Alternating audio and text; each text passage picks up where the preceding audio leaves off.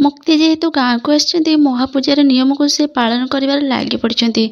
आउ एपटे आदि मुक्ति को कहबे कि तम मुंड फुंड खराब हो जाइछि ना कौन, जाओ आगो किछि खाइकी आसीबो तापरे पूजा करिवो। ओके जाओ परा कहले। तापर मुक्ति कहते कि प्रथमे मु मो पूजा शेष करिवि तापर जाई खाइबी हैला। तापर आदि कहते देख मुक्ति मो सामने ना एमिते जिद करबनी। ओके तापर मुक्ति कहते कि अच्छा ठीक अछि तमे गोटे काम कर, तमे ना बुली जाओ तापरे मु जिबी।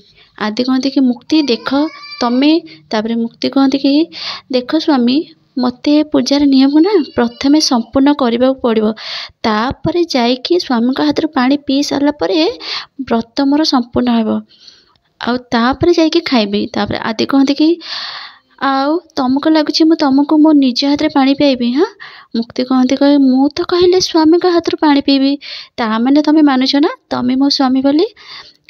आदि टिके रागी जाती। पुणी मुक्ति कहते कि हाँ हाँ ये घमंडी चेहरा ना मो आगे देखाओनी कहली। एबे तो 108 कलश पानी महादेव को ऊपर ढाली साराणी, मु परे मु जीवी। आदि कहते ता माने तमे मुक्ति। तापर मुक्ति कहते कि 100 कलश मु ढाली साराणी आउ 8 कलश अच्छी, तापरे मो पूजा शेष हेबो। मुक्ति 8 कलश पानी संपूर्ण करिबारे लागी पड़ती। एपटे आदि एपटे देखते कि मुक्ति पादर बहुत सारा रक्त बाहरुची। तापरे मुक्ति कहते कि एमितिरे भी तमे ए पूजा तो विश्वास करनी, ताहले मते ही एति कैलाश मुक्ति को आदि टेकिकी नहीं जा।